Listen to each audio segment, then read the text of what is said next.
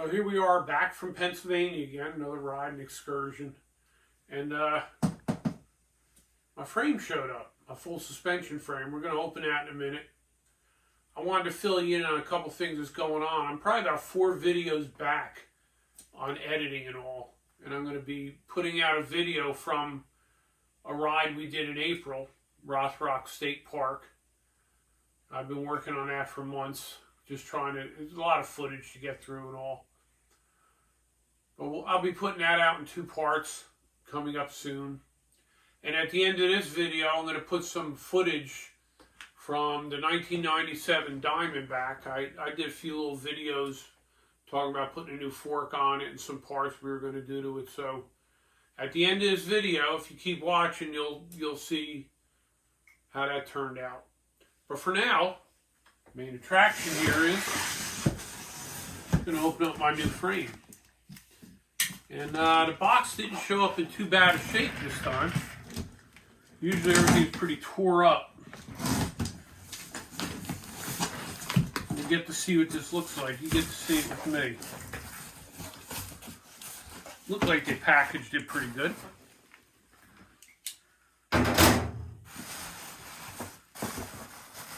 Well, looks like there's a through axle.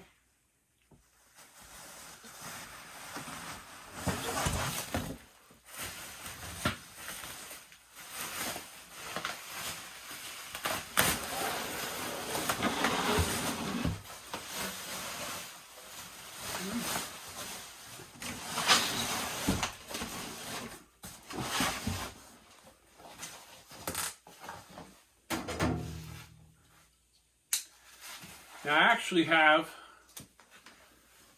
a Fox float shock I'm going to put on this. Any long-time viewers will remember the Kmart Kawasaki. And I had a Fox float shock on there. And it just happened to be the right size. Wow, that's nice. That's a nice finish on it. Gotta say, it's pretty nice looking so far.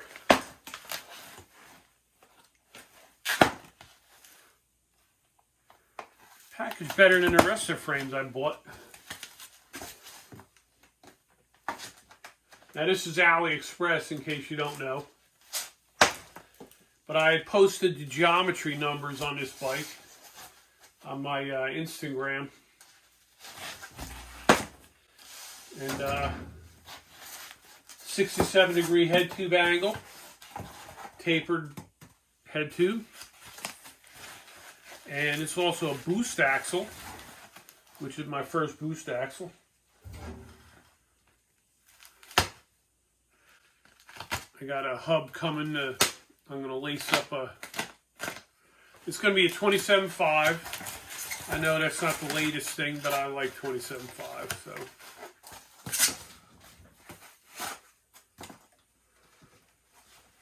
That's pretty nice, isn't it? A little bit gray there. Gray and gold. Through axle. I thought they were giving me, I gotta look in the box, make sure they gave me the derailleur hanger.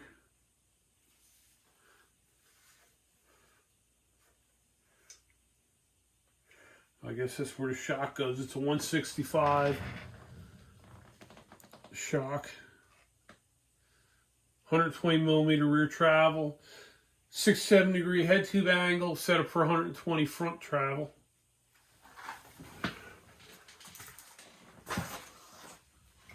See if we can get this on here. Maybe we can't. I probably need a seat tube.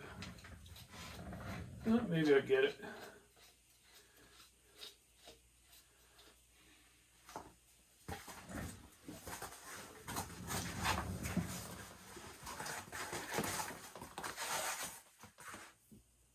All right, you'll be seeing more coming from this in the future as I start putting it together. Like I said, it's a 27.5 frame. I'm not sure if I'm going to put my Pixon fork on there or I'm going to do something different. I'm not sure yet. But I will be lacing up new rear wheel for it. And all right, we're going to stop that here, and I'm going to tag on some of that stuff from the Diamondback, so I hope you enjoy it. Drill these things out and I run one housing the whole way. Because in my opinion, it just allows more area for dirt to get in, having that open cable. Okay. So that's the way I do them. But I didn't want to do it because it's your bike until I asked you if that's what you want to do. Whatever you think would be the, Okay. you know, the best way. Now, do you have a tool to drill it out? Yes, I got all stuff. You brought everything. Huh? Yeah, I brought everything. Here's your prepared. crank assembly. Okay. I'll show you the parts before we do anything. Okay. This is your crank, Wow, that's crank bearing. This one's probably seen its day anyway. Yeah. A lot of miles on that thing.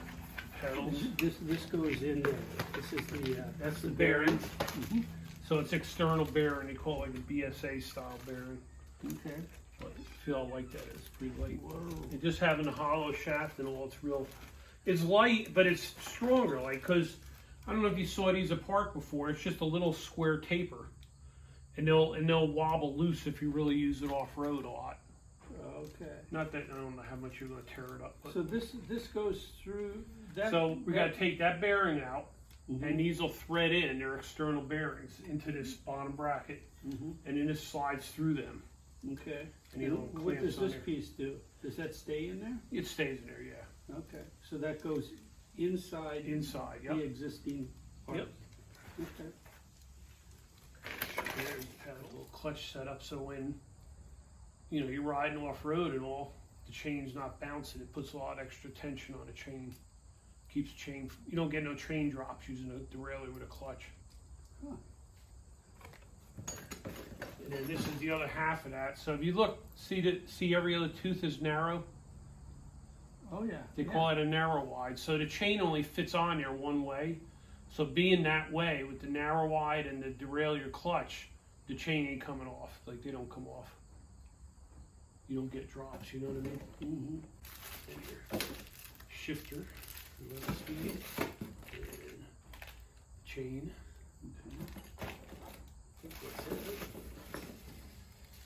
Oh, the spacer for the rotor, because I did a 180 in the front and a 160 in the back. So need a spacer You mean for the as far as the diameter of the rotor. of the rotor itself? Yeah. Okay. So where we start, boss? I think we start taking the crank assembly apart. And they're always a little tricky.